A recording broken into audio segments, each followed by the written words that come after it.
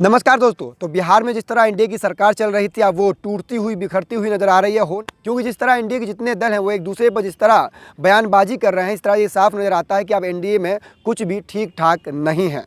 अब ये क्यों ऐसा हो रहा है ये हम आपको विस्तार से बताने वाले हैं और इस वीडियो को पूरा देखने के बाद आप भी ये अंदाज़ा आसानी से लगा सकते हैं कि बिहार में कितने दिन और एनडीए सरकार चल सकती है और आगे बिहार में किसकी सरकार बनने वाली है। अब इस वीडियो को देखते रहिए। असल में बांका जिला में एक मदरसे में विस्फोट हुआ है। अब ये विस्फोट बम से हुआ है या फिर गैस सिलेंडर से, अभी इसकी जांच होनी है। लेकिन बीजेपी के एक विधायक हैं हरिभूषण ठाकुर बिचौल, जिनका एक बयान आया है, जिस बयान के बाद बिहार के राजनीति में भूचाल आ गया है। दरअसल उनका बयान इतना ही गंदा है कि उस बयान पर लगातार अब एनडीए के ही नेता उनको घेरे जा रहे हैं। दरअसल ये जो बीजेपी के विधायक हैं अब ये अपने आप को बिहार के नए गिरिराज सिंह साबित करना चाहते हैं और लगातार एक पर एक मुसलमानों पर इतना गंदा कमेंट्स करते नजर आ रहे हैं कि उस पर बवाल होना तो बनता ही है। इस बार जो इन्होंने बात कही है वो बहुत ही गलत कही है। अब ये गलत कैसे कही मैं आपको बताता हूँ। दरअसल मदरसा में विस्फोट हुआ जैसा कि मैंने आपको बताया, लेकिन विस्फोट बम से हुआ या सिलेंडर से हुआ या जांच का विषय है। लेकिन इनका जो बयान आया, इन्होंने साफ ये कह दिया है कि मदरसों में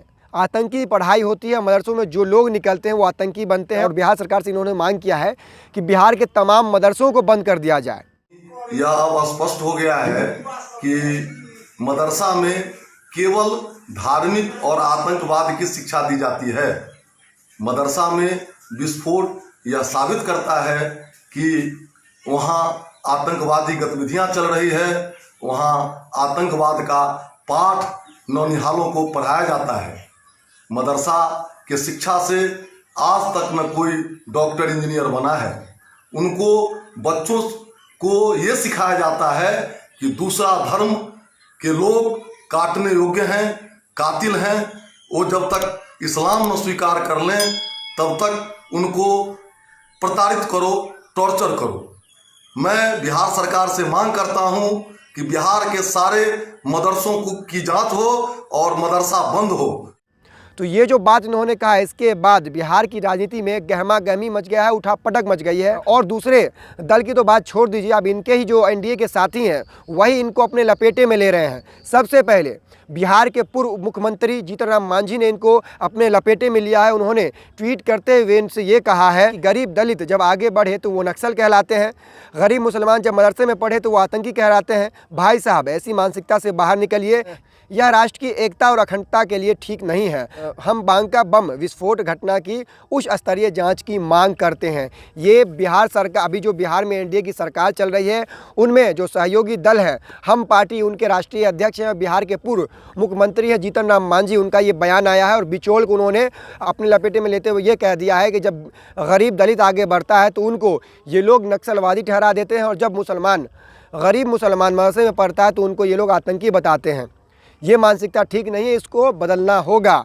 ये जो बयान आया है बिचौल का, असल में बिचौल की जो मानसिकता है वो हमेशा से तरह तरह के बयानबाजी मुसलमानों पर करते आते हैं। वो भी इस तरह के बयानबाजी करते आते हैं कि जो किसी को बर्दाश्त ना हो। और इस बार जो इनका बयान आया वो मैंने बताया किस तरह जहरीला बयान है इनका। साफ तौर पर ये कह रहे हैं कि मदरसों में आतंकवादी की पढ़ाई होती है और मदरसों में निकलने वाला जो भी लोग है वो आतंकवादी ही बनता है और मदरसा को ही बिहार में बंद कर देना चाहिए, यानी मदरसा की तालीम को ही बंद कर देना चाहिए। इतना ही नहीं, बिहार सरकार के मंत्री है जमा खान, उन्होंने भी इनको अपने लपेटे में ले लिया और ऐसा लपेटे में ले लिया कि उन्होंने साफ ये कह दिया है कि बीजेपी के विधायक हरिभूषण ठाकुर बिचौल को अभी शिक्षा लेने की ज़रूरत है। यानी कि उन्होंने ये साफ कह दिया है कि अभी जो बीजेपी के विधायक है वो जाहिल है, उनको पढ़ने की ज़रूरत है। क्योंकि मदरसों में आतंकी पढ़ाई नहीं होती है, मदरसों में दीन की पढ़ाई होती है, दुनिया की पढ़ाई होती है। और मदरसों से निकलकर कई मुसलमानों ने जो देश के लिए जान भी दिया है और कई मुसलमानों ने बहुत बड़ा बड़ा काम किया है। और इस तरह की मानसिकता रखने वाले लोग कतई देश के लिए और बिहार के लिए ठीक नहीं है। ये जमा खान है बिहार सरकार के मंत्री, उनका ये बयान आया है। सुर्खियों में आने के लिए बेतुका बातें नहीं करनी चाहिए। वो मदरसा है क्या उन्हें खुद अच्छी तालीम पहले लेनी चाहिए। उनके पास तालीम होता है, ये बोलते ही नहीं। कितने सारे बच्चे हैं जो सफल हुए हैं। हम ये बताइए कि एक बार शिक्षा भी लेने की जरूरत है। जी, मदरसा में बहुत लोग गए हैं, मदरसा से कामयाब हो निकले हैं, ये देश की लड़ाई लड़े हैं, कुर्बान हुए देश के लिए। जब तक उन्हें ऐसे यहाँ ऐसी जगह पर तालीम लेनी चाहिए। अब मैं उनको ये कहूँगा कि हमारे भाई हैं, अब यही कह सकते हैं कि गलतफहमी के शिकार हैं, उसकी जांच हो रही है। ऐसा बेतुका बातें न करें, ये गलत है। आप कह रहे हैं कि उनको अब मदरसा बंद नहीं हो सकता है, मदरसा जो इल्म। अब ये बताइए, यही कोचिंग है, अगर इस पे मान लीजिए कि माइनॉरिटी के नाम से जाने जाएंगे, भाई कोचिंग चल रहा है, आज भवन चल रहा है, आज बच्चे हमारे 50 बच्चे हैं PPSC उन्होंने रिकॉर्ड किया है माननीय मुख्यमंत्री के द्वारा, इसको तो लोग नहीं कर रहे हैं, इसको नहीं देख रहे हैं। हमारे अफसान कितना मेहनत किया, उसका कामयाब किया। अगर जमा खां आए, मेरे साथ कोई गलत आ गया, मैंने कुछ कर दिया, उसकी जाँच होनी चाहिए ना।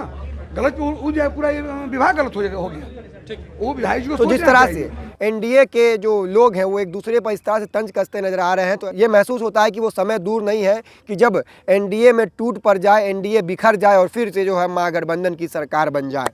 ये बात मैं इसलिए कह रहा हूँ कि जिस तरह से पिछले दिनों भी जो है बीजेपी के MLC टुन्ना पांडे ने जिस तरह बिहार सरकार के मुख्यमंत्री को जेल भेजने की बात कही थी, उसके बाद जो है बीजेपी ने टुन्ना पांडे पर भले ही कार्रवाई कर दी, लेकिन जो बात उस समय चल रही थी उससे भी ये साफ प्रतीत हो रहा था कि एक के बाद एक बीजेपी के कोई ना कोई नेता आगे आते हैं और मुख्यमंत्री को खरी खोटी सुनाने लगते हैं। उसके बाद बीजेपी के कोई विधायक आते हैं, वो मुसलमानों को खरी खोटी सुनाने लगते हैं, जो कि मुख्यमंत्री नीतीश कुमार को भी बर्दाश्त नहीं है। और उनके जो सहयोगी दूसरे दल के लोग हैं, जो कि मुकेश सहनी की अगर बात कर लें, या हम पार्टी के राष्ट्रीय अध्यक्ष हैं जीतन राम मांझी, उनकी बात कर लें, या फिर बिहार सरकार के कई मंत्री हैं उनकी बात कर लें, उन लोगों को ये चीज़ बर्दाश्त नहीं होती है। तो जिस तरह से बीजेपी की जो मानसिकता है, उनकी जो विचारधारा है मुसलमानों के खिलाफ, ये विचारधारा और दूसरे जो पार्टी है एनडीए के सहयोगी, उनके पास ये विचारधारा नहीं है, तो इनकी विचारधारा अलग हो जाती है। और लोगों में ये शंका पैदा होता है कहीं ना कहीं एनडीए की सरकार बिहार में बहुत जल्दी बिखरती नजर आएगी और फिर नई सरकार कहीं ना कहीं बनती हुई भी नजर आ रही है। वहीं एनडीए के दूसरे सहयोगी दल और बिहार सरकार के मंत्री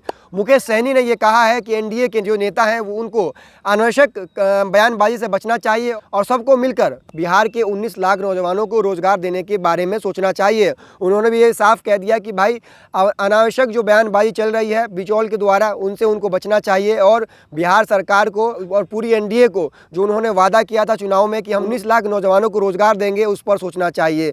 तो इस तरह से हम अभी दूसरे दल की बात नहीं करेंगे, हम फिलहाल एनडीए की ही बात कर रहे हैं। जिस तरह मैंने आपको बताया कि जेडीयू की अगर बात कर लें या मुकेश सहनी की बात कर लें या फिर हम पार्टी की अगर बात कर लें, जितने भी एनडीए के दल हैं बीजेपी के अलावा, तमाम लोग बीजेपी से खफा हैं और बीजेपी के विधायक का जो बयान है उस पर सभी लोग नाराज हैं और ये कह रहे हैं कि इनकी जो विचारधारा है उससे ये साफ नजर आता है कि ये लोग खास करके बिहार में एक समुदाय विशेष को साइड करके ही चलते हैं, लेकिन ऐसा दूसरे पार्टी को ये मंजूर नहीं है और तरह तरह की जो बयानबाजी अब सामने आ रही है। और इसके साथ ही कयास ये भी लगाया जा रहा है कि कल राजद के सुप्रीमो लालू प्रसाद यादव का जन्मदिन है। इस दौरान लालू यादव बिहार आ सकते हैं और बिहार आने के बाद उनका जो है नया समीकरण बन सकता है। और जिस तरह जीतन राम मांझी ने लालू प्रसाद यादव को उनके सालगिरह की मुबारकबाद पेश की थी, तो लोग ये कयास लगा रहे हैं कहीं ना कहीं जीतन राम मांझी अब महागठबंधन की ओर अपना रुख कर सकते हैं। वही अगर मुकेश सहनी की बात करें तो मुकेश सहनी की अगर बात करें, मुकेश सहनी भी लालू यादव के बहुत ही करीबी माने जाते रहे हैं। तो ऐसा ना हो